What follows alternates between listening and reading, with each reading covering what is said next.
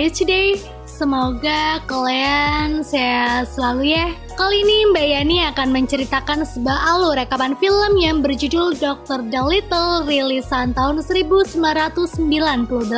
Film yang disutradari Betty Thomas ini bercerita tentang seorang dokter yang mempunyai kemampuan dapat berkomunikasi dengan hewan. Wih, bakal seseru apa kisahnya lur? Oke, daripada kalian penasaran, gak usah kelamaan, gak usah basa-basi lagi. Kita langsung masuk aja ke dalam alur filmnya, let's go!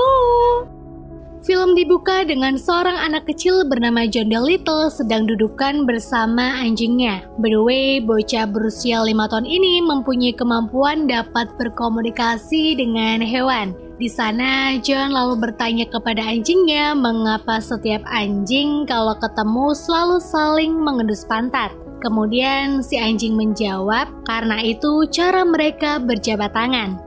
Mendengar hal tersebut, John pun mencoba mempraktekannya ketika bertemu dengan kepala sekolah barunya. Merasa anaknya bertingkah aneh, akhirnya Archer ayah John memanggil seorang pendeta untuk menyembuhkan John. Namun selama proses penyembuhan si anjing malah menggigit pendeta tersebut dan akhirnya proses penyembuhan diberhentikan dan si anjing dibawa ke tempat penampungan. Semenjak itu kehidupan John menjadi normal kembali. Alur maju 30 tahun kemudian, kini John telah menjadi seorang dokter dan memiliki 2 anak yaitu Kelsey dan Maya. Di mana anak bungsunya itu pecinta hewan banget. Dia juga memelihara seekor hamster bernama Rodney. Dan sekarang Maya yang menemukan satu telur besar di semak-semak pun juga sedang minta izin kepada ayahnya agar dia boleh memeliharanya. Kalau ini namanya Lisa, istri John. Mereka adalah keluarga yang berkecukupan dan bahagia. Hari itu saat John sedang di klinik, dia bersama 2 temannya, Mark dan Kenny, sedang membahas ulang kemantapan mereka jadi menjual saham di rumah sakit ini atau tidak ke perusahaan Calnet. Dan di rumah, Lisa juga terlihat ikut berbagi argumen kepada suaminya mengenal hal tersebut. Lisa mengatakan dia kurang setuju jika John CS akan bekerja sama dengan perusahaan Calnet. Mengingat jika mereka fix bergabung dengan Calnet, maka klinik John CS harus mengikuti semua peraturan di Calnet.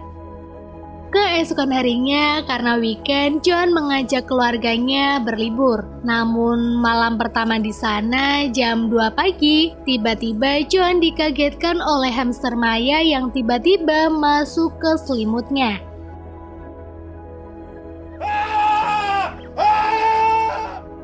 Dan tak lama setelah John mengembalikan Rodney ke kandangnya, dia mendapati panggilan suara dari rumah sakit di mana Nyonya Parkus atau pasien langganannya mengalami alergi karena memakan seafood.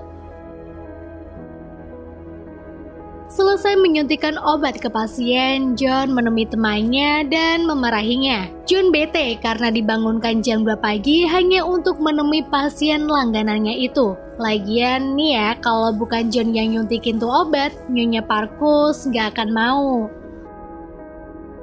Setelah itu selesai, John mengendarai mobilnya menuju ke rumah. Namun di tengah jalan dia hampir menabrak seekor anjing. Si anjing itu lalu berkata, "Lain kali lihat-lihat dong, tolil."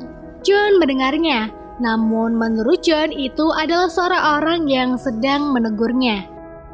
Keesokan harinya saat dia bertemu pemilik perusahaan Calnet bersama 2 temannya untuk membahas pembelian saham rumah sakit itu pun lagi-lagi John mendengar suara hewan yang ada di sekitarnya.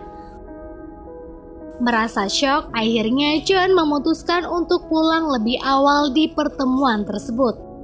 Setelah mengambil Rodney, John lalu bergegas untuk menyusul keluarganya yang sedang berlibur.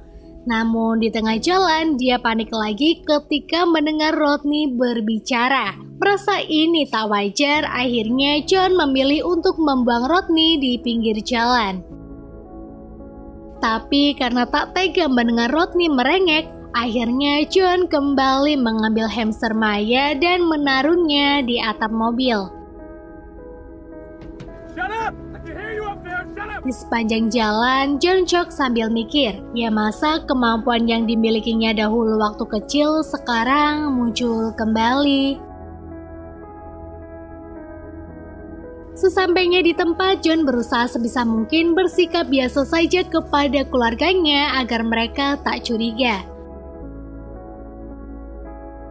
Malamnya, saat dia akan bercocok tanam dengan Lisa, John mendengar suara burung hantu yang meminta tolong kepadanya. Burung itu meminta kepada John untuk mencabutkan ranting yang menancap di sayapnya.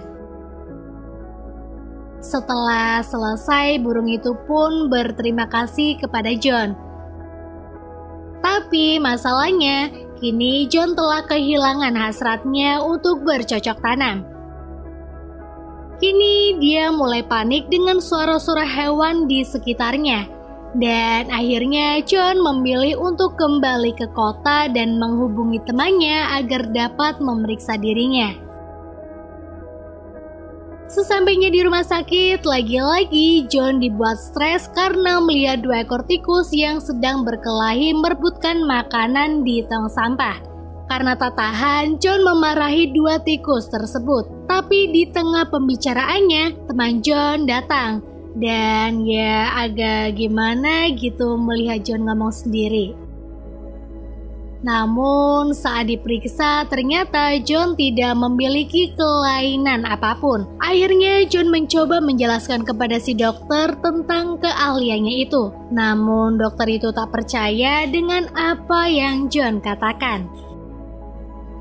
Keesokan harinya saat John sedang menghubungi Lisa, tak sengaja dia melihat anjing yang hampir dia tabrak di malam itu.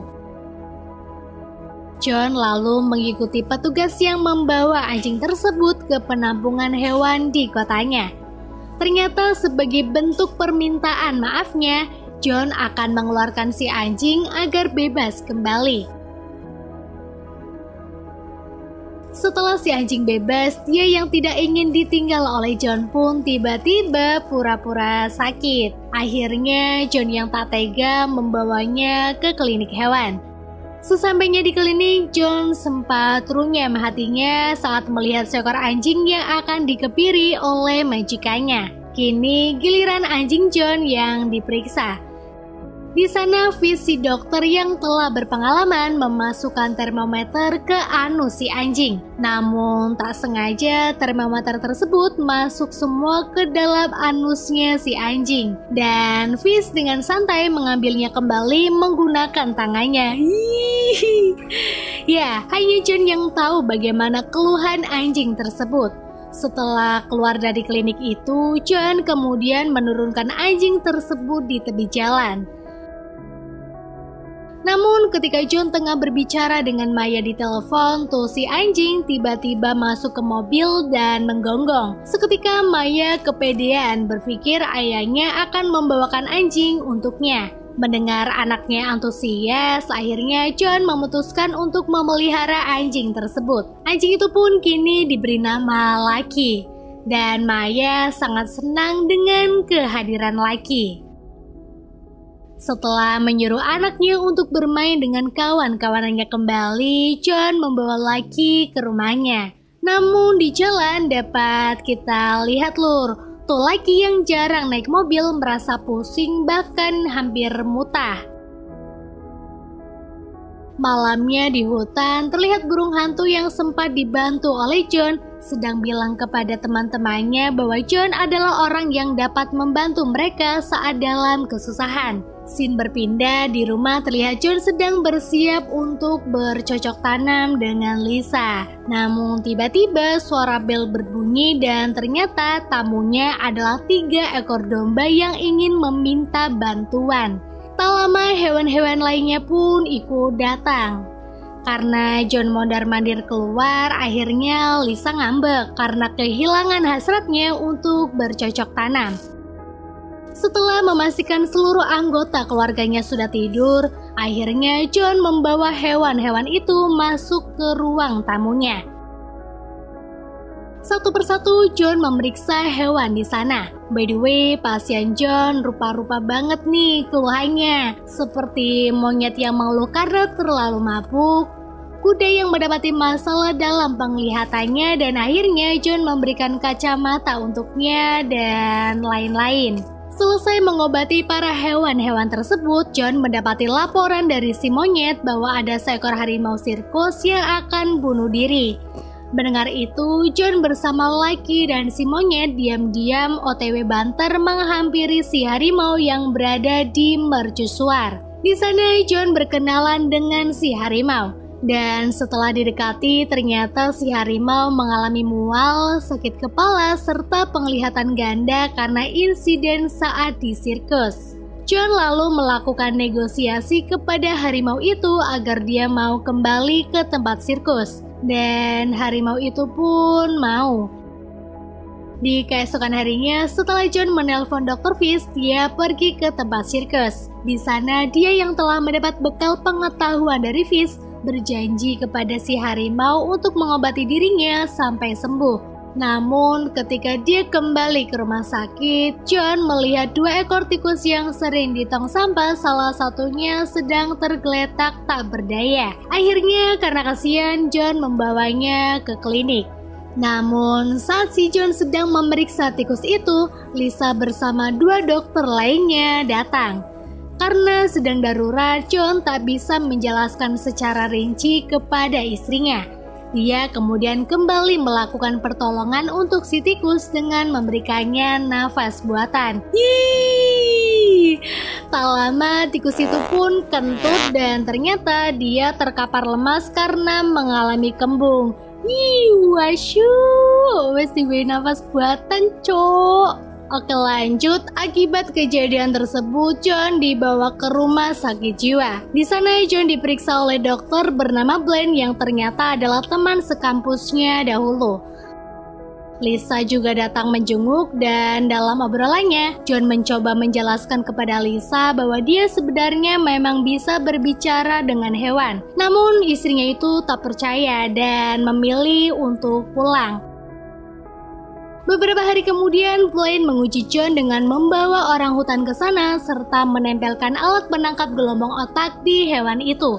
Tapi saat ujian sedang berlangsung, si orang utan tak mau berkata satu kata pun. Hal itu pun membuat John kembali dibawa ke kamarnya karena dianggap tidak lolos ujian. Namun saat John akan keluar dari pintu, si orang utan tiba-tiba bicara pakai bahasa Spanyol. Ternyata orang utan itu orang Spanyol. Well adalah pantesan John ngomong dia nggak bisa jawab ya lur. Di hari itu juga Mark datang mengunjungi John. Dan maksud kedatangan Mark ke sana yaitu untuk merayu John agar tidak melakukan hal-hal aneh di sana selama sehari. Karena dengan itu John akan dibebaskan. Mark berkata seperti itu karena tidak ingin John tidak hadir di acara konferensi pers nanti. Malamnya, Lucky pergi menemui John dan menyampaikan bahwa kini kesehatan harimau yang di sirkus itu semakin memburuk. Namun bukan jawaban positif yang Lucky dapat. Yang ada, John malah mengusirnya dan berkata dia tidak akan membantu si harimau dan para hewan-hewan lainnya. Merasa kesal dengan Lucky, John akhirnya melampiaskan perasaannya dengan berteriak. Stop talking to me! Ah! Keesokan harinya, John menemui Blaine dan minta agar temannya itu sesegera mungkin menandatangani formulir pelepasan John. Blaine tetap tidak mau karena pada kenyataannya John masih terus bicara dengan hewan. Akhirnya John terpaksa mengancam Blaine jika dia tidak melakukannya, maka John akan bilang kepada para dokter lainnya kalau dia pernah melihat Blaine menaruh baju balet merah muda di tasnya. Akhirnya karena takut dipublish, Blaine memilih untuk menandatangani formulir tersebut. Di rumah, kedatangan John disambut hangat oleh keluarganya. Keesokan harinya, John kembali ke rumah sakit dan kali ini dia mencoba untuk lebih peduli dengan para pasien dan mencoba untuk menjadi manusia normal dengan sok-sokan tidak peduli sama ucapan hewan-hewan di sekitarnya. Mark yang melihat John kembali bekerja di rumah sakit itu pun sangat happy karena usahanya untuk mendapatkan uang dari perusahaan Calnet sebentar lagi akan berhasil. Di rumah terlihat John juga memarahi Maya yang terus bermain dengan Rodney. Setelah dimarahi, Maya berkata kepada kakeknya bahwa sebenarnya saat pertama kali dia tahu si ayah bisa berkomunikasi sama hewan, dia merasa senang. Dia senang karena si ayah mirip dengan dirinya yang sering dianggap aneh. Dan tak sengaja John mendengar percakapan tersebut. Malamnya, John dan keluarganya pergi ke konferensi pers. Sebelum keluar dari mobil, John memotivasi Maya dengan berkata bahwa apa yang dilakukan Maya selama ini itu bukanlah aneh, tapi istimewa. Serta menambahi menjadi aneh tidaklah buruk karena banyak orang besar dalam sejarah yang awalnya dianggap aneh. John lalu menyuruh Maya untuk menjadi dirinya sendiri and love yourself. Iya sih, emang menurut Bayani ini penting banget. Oke, lanjut. Dan sebelum konferensi itu berlangsung, John yang tiba-tiba hatinya berubah haluan memanfaatkan waktunya untuk pergi menemui harimau di tempat sirkus. John lalu mengajaknya ke rumah sakit di mana tempat itu juga konferensi pers dalam beberapa menit lagi akan segera dimulai.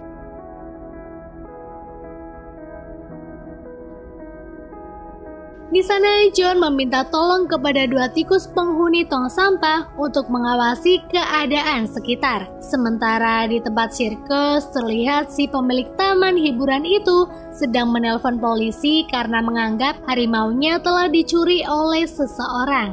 Dan sepasang burung dara yang mengetahuinya pun langsung pergi menemui teman-temannya untuk membantu John.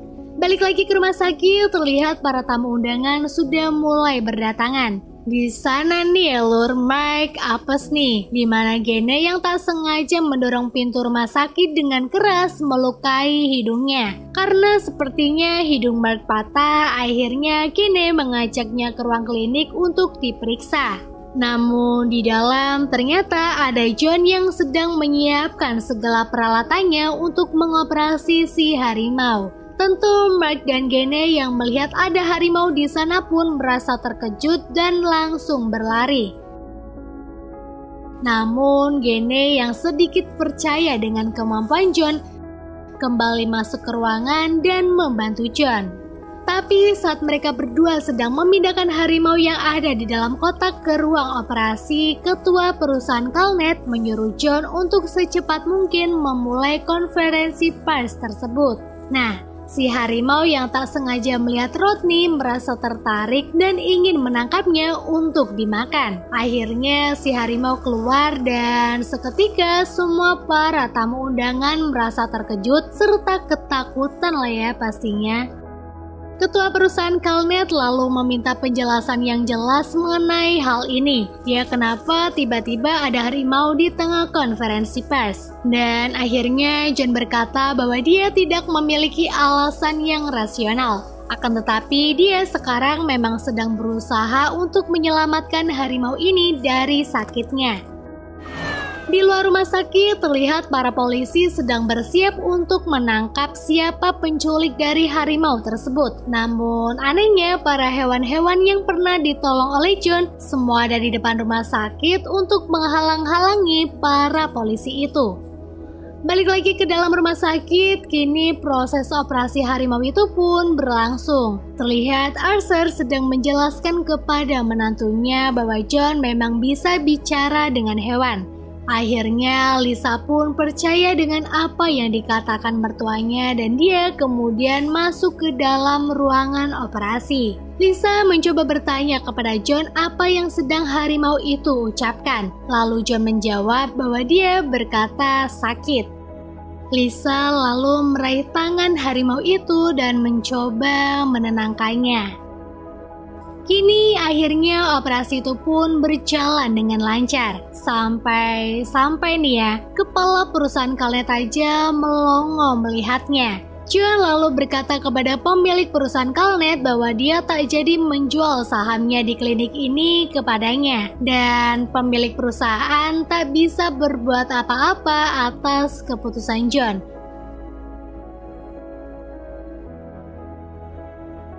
Keesokan harinya, telur yang ditemukan Maya di awal film kini terlihat sedang menetas. Lihat, ternyata itu telur buaya, Lur. John lalu memberi lampu hijau kepada Maya untuk memelihara buaya tersebut. Kini akhirnya John tak jadi menjual rumah sakitnya, dan sekarang dia juga telah memiliki sebuah rumah sakit khusus untuk hewan. Wih, dan film pun selesai.